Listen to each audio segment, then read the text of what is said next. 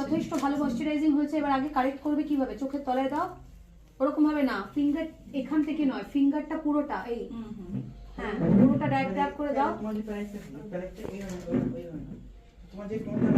হ্যাঁ দাও, নাকের পাশে দাও, পুরোটা নাও ভালো করে। হ্যাঁ এই যে এগুলো তোমার পুরো যেগুলো যেগুলো ডার্ক প্যাচেস আছে পুরোটা একটু ভালো করে শুধু এইভাবে নেবে না, প্রোডাক্ট একটু ইমালসিফাই করে নেবে বলেছি না, তাহলে প্রোডাক্ট ওয়ার্ম আপ হয়। ওয়ার্ম আপ হলে কি হয়, এটা নতুন তো একটা ঘষে নিতে কি হয়, ওয়ার্ম আপ হলে প্রোডাক্টটা অয়েল সিক্রেশন হয়, অয়েল সিক্রেশন হলে স্কিনে ভালো করে মেল্ট হবে। তুমি যদি শুধু এরকম প্রোডাক্ট নিয়ে করো তাহলে সেটা ভালো করে ব্লেন্ড হবে না।